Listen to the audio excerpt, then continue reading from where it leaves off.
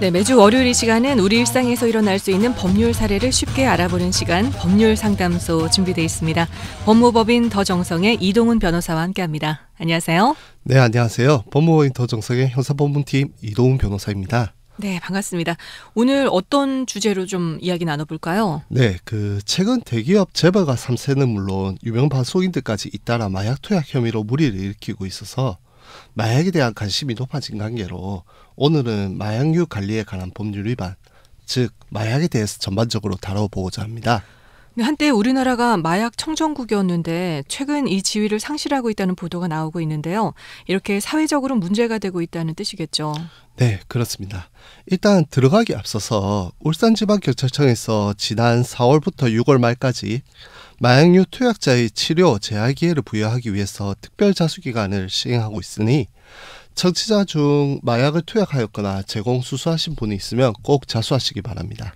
마약은 스스로 끊기 어렵다고 알려져 있잖아요. 그렇죠. 6월 말까지 이 기간을 이용해서 치료와 재활을 하시고 또 일상생활로 돌아갈 수 있길 바랍니다. 혹시 주변에 고통받고 있는 분이 있다면 지금 도움을 좀 주시면 좋겠습니다. 변호사님, 이제 본격적으로 들어가 볼게요. 마약의 종류는 어떤 게 있을까요? 네, 마약사범을 다루는 마약류 관리에 관한 법률에 따를 경우 마약은 양귀비, 아편, 코카인, 향정신성 의약품, 대마, 기타 임시 마약류 등이 있으나 오늘은 크게 천연마약, 합성마약, 향정신성 물질로 다뤄보고자 합니다. 네, 천연 마약이라고 하면 저희가 일반적으로 알고 있는 양귀비에서 나오는 아편을 이야기하는 거죠. 네, 잘 알고 계시네요. 그렇습니다. 천연마약으로 아편, 모르핀, 헤로인, 코데인, 코카인 등이 있습니다. 주로 양귀비나 코카잎에서 추출하지요. 천연마약을 투약할 경우에 주로 의식 콘탁, 무감정, 주의력 집중 장애, 고양, 행복감, 불안 감소 등의 기분 변화가 나타납니다.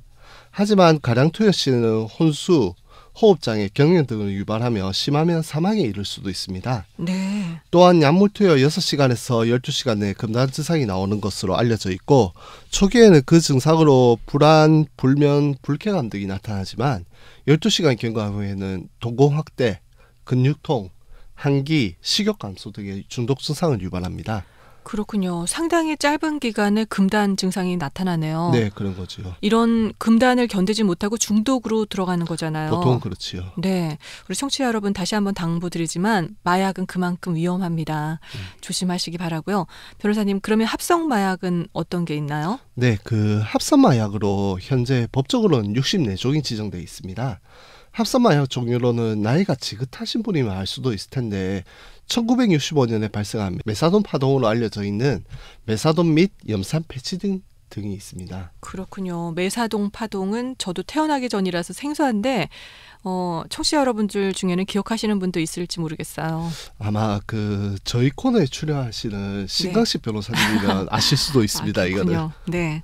국내 일부 제조업자들이 메사돈을 넣은 해열제와 비타민제 등을 판매해서 엄청난 문제를 일으킨 사건이라고 나오네요. 네네. 그렇습니다. 이로 인해서 마약 중독자뿐만 아니라 일반인들까지 메사돈을 남용하게 돼서 자신도 모르게 중독이 되었고 네. 그 결과 1965년 이전까지는 10,000명에 불과하던 국내 마약 환자 수가 메사돈 파동으로 34,000명 정도까지 급증했던 사건입니다. 그렇군요. 그냥 해열제다 이렇게 하고 약을 준 거네요. 그렇죠? 네, 조금 더 가까운 사례를 보자면은 클럽 마약으로 불리던 엑스터시도 있습니다. 그렇군요. 엑스터시는 저도 들어본 것 같은데 그것도 합성 마약이네요. 네네, 그렇죠. 굉장히 종류가 많은데 그럼 이 합성 마약의 부작용은 어떤 게 있을까요? 네, 오늘 제가 부작용을 좀 많이 설명을 할 것 같은데 네. 합성 마약은 대뇌피질을 직접 자극하기 때문에 특히 위험합니다.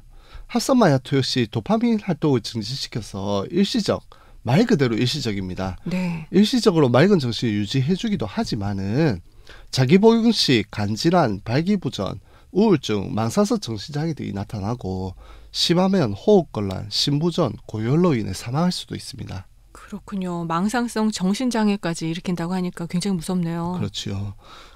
보통 마약의 가장 큰 문제점이 중독 증상이라고 하긴 하는데 네. 그보다 무서운 거는 뇌를 망가뜨린다는 것이 있다는 점을 유념하셔야 됩니다. 그렇군요. 대뇌 피질을 직접 자극한다. 네, 우리가 이렇게 알면 직접 되죠. 자극하기 때문에. 네. 이번에 크게 문제가 됐던 박유천 씨의 마약 투약 사건을 보면요. 문제가 된 그 마약 역시 향정신성 물질로 알려져 있잖아요. 네, 그렇죠. 이 향정신성 물질은 뭐예요? 마약과 똑같은 건가요? 그 마약 중에 가장 무서운 것이 향정신성 물질입니다. 아, 진짜요? 예, 저희가 흔히 말하는 히로뽕, 다른 말로는 또 필로폰, 네. 또 다른 말로는 메스암페타민이 있으며 네. 이번에 박유천 씨가 혐의를 받고 있는 클로나제팜 역시 향정신성 물질입니다. 그 이 향정신성 물질은 다른 마약에 비해 중추신경을 자극하는 정도가 심해서 환시, 환청, 불안 등이 나타나며 간혹 발작을 일으키거나 폭력성을 보이는 경우가 있습니다. 최근에 그 CCTV에 어떤 연예인이 네. 그 약간 폭력성을 보이는 CCTV가 나왔었죠. 네. 그게 그 아마 마약을 했을 거라고 의심을 받았는데 그 필로폰을 했다라고 나왔었지요. 그렇군요. 또 이러한 그 향정신성 물질 같은 경우에 내성이 빠르게 증가하기 때문에 투약 네. 횟수가 거듭될수록 더 많이 넣어야 되네요. 네, 더 많이 넣을 수밖에 없습니다. 또한 투여를 갑자기 중단하면은 불안정, 불면, 찬란 증상이 나타날 수도 있고 심하면 부정맥, 심근경색, 심부전, 뇌졸중, 뇌경색 등이 발생할 수도 있습니다. 그렇군요. 이런 결과가 있는데도 마약에 왜 손을 대는지 다시 한번 참 생각을 해봐야 될 부분인데, 변호사님, 최근에 박유천 씨의 경우 경찰에 출석하기 전에 몸속의 마약 성분 검사를 피하려고 몸에 있는 털을 다 제모하고 또 머리를 염색했다고 들었어요. 그랬었죠. 정말로 제모를 하면은 못 잡는 건가요? 그 결론적으로 말하면은 마약을 하시는 분들이 마약 성분 검사를 피하기 위해서 뭔 짓을 해도 다 검출되는 걸로 알려져 있습니다. 아, 그렇군요. 그 서번 검사 같은 경우에는 7일에서 10일 내에 투약한 약물만 검출되는 반면에 다리털이나 머리카락 등 제모를 통해서는 1년 이상 기간의 마약 투약 여부를 알 수 있습니다. 네. 특히 박유천 씨 사례에서 알 수 있듯이 모근까지 채취를 하기 때문에 모근까지 채취를 하고 그 다음에 최근 뉴스에 언급된 적이 있는데 항문에 털이 있습니다. 네. 이것까지 채취를 해서 감식을 하기 때문에 어떻게든 피할 방법은 없습니다. 참고로 박유천 씨 같은 경우에도 간이조사에서는 음성이 나왔어요. 네. 그런데 국가수 전미갑식경과에는 양성이 나왔습니다. 그렇군요. 결국 뭐 아무리 애를 써도 이런 모든 방법들이 다 무용지물이고 밝혀지는 거네요. 그렇죠. 우리 청취자 여러분들 다시 한번 말씀드리지만 마약을 하면 감출 수 있는 방법이 없다는 거 꼭 인지하시기 바라고요. 정말 뇌에 큰 피해를 준다는 것도 기억하셔야겠습니다. 변호사님, 그럼 마약 사범의 경우는 어떤 처벌을 받나요? 그 마약 사범 같은 경우에 처벌 기준은 어떠한 마약을 사용했는지, 마약을 다른 사람한테도 권했는지, 권한 것을 넘어서 판매를 했는지, 판매를 넘어서 제조까지 했는지 따라서 기본적인 처벌 기준이 정해집니다. 네. 어떠한 마약을 사용했는지와 관련해서는 마약류 관리에 관한 법률에 따를 경우에는 필로폰 투약은 징역 10년 이하 또는 벌금 1억 이하로 규정되어 있으며 네. 대마초 흡연 같은 경우에는 징역 5년 이하 또는 5천만 원 이하 벌금으로 규정하고 있습니다. 그 마약에 따라 좀 다르지요. 특히 마약 사범의 같은 경우에는 그 사회적 위험성으로 인해서 구속 수사가 원칙입니다. 또한 마약의 경우 다른 범죄와 달리 초범이라도 실형을 선고하는 경우가 많으니 주의하시기 바랍니다. 네, 그렇군요. 마약을 흡입하지 않고 단순히 소지만 하고 있다면 이런 경우에도 처벌을 받는 건가요? 네. 그 일반적으로 많은 사람들이 마약을 흡입하지 않고 소지만 하고 있으면 큰 처벌 안 받을 거라고 착각하고 계십니다. 네. 근데 말 그대로 그건 착각입니다.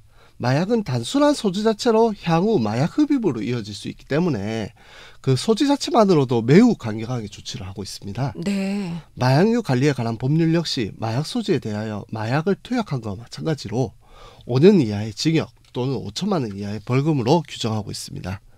특히 마약 소지와 관련해서 조사가 시작하면은 마약을 어디서 구했는지, 누구로부터 받았는지, 누구한테 팔 예정인지, 혹은 누구한테 전달하려고 했는지, 혹시 흡입을 하려고 했는지에 네. 대해서 직접적으로 추궁을 받을 수 있습니다. 그렇군요. 단순히 소지만 해도 네. 큰 문제가 되네요. 그러니까 그 여행 갔을 때 공항에서 남의 짐 들어주면 절대 안 된다고 네네. 하잖아요. 그렇죠? 보통 그렇게 하죠. 네.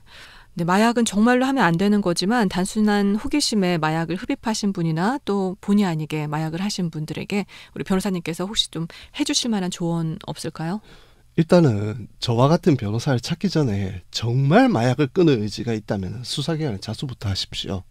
시작하면서 언급한 바와 같이 울산지방경찰청에서 지난 4월부터 6월 말까지 마약류 투약자의 치료, 재활 기회를 보호하기 위하여 특별 자수기간을 시행하고 있으니 청취자 중 마약을 투약하였거나 제공, 수수하신 분이 있으면 꼭 자수하시기 바랍니다. 네, 지금 자수를 하게 되면 그 처벌이 조금 완화되나요? 네, 일단은 자수를 하게 되면 좀 완화를 시켜주지요. 네. 그 다음에 또한 마약의 경우에는 필연적으로 금단 증상 및 중독 증상 문제로 법원에서는 마약 중독자가 마약 투여를 중단할 가능성이 얼마나 있는지를 중요하게 반영을 합니다. 그렇군요. 그러므로 자신을 위해서라도 마약 중독 치료 지원 프로그램을 이수하시고 치료시설에 입소하는 등 외부적 지원을 받으시기 바랍니다. 치료시설에 입소를 거부하거나 병원 치료 요법을 거부할 경우 마약 투약에 대한 근절, 치료 의지가 없다고 보고 가중처벌을 내릴 수도 있으니 유념하셔야 됩니다. 그렇군요. 또한 자신이 마약을 구입한 루트를 모두 수사기관에 자백하셔야 됩니다. 마약의 경우 알려져 있는 것과 같이 음성적으로 판매가 됩니다. 그렇죠. 위와 같은 자백은 다른 마약 범죄를 밝히는데 결정적으로 역할을 하게 되니까 위와 같은 자백으로 더 이상 마약을 구할 수 없을 것이라고 보고 있기 때문에 이거는 감경 요소로 보고 있습니다. 그렇군요. 요약하자면 마약을 접하신 분들은 꼭 자수를 하셔야 되고요. 또 자발적으로 치료를 열심히 받으셔야 되고 또 자신이 마약을 구입한 경로를 수사기관에 충분히 제공을 해야 되네요. 네, 그렇습니다. 다시 한번 말씀드리지만 특별자수기간을 꼭 이용하셔서 마약 중독에서 벗어나시기 바랍니다. 네, 오는 6월까지 울산지방경찰청에서 마약류 투약자의 치료, 재활 기회를 부여하기 위해서 특별 자수기간을 시행하고 있다는 점 다시 한번 전해드립니다. 변호사님, 오늘 마약에 대한 전반적인 이야기를 쉽게 또 설명해 주셔서 감사합니다. 고맙습니다. 네, 감사합니다. 꼭 자수하시기 바랍니다. 네, 지금까지 법무법인 더정성의 이동훈 변호사였습니다.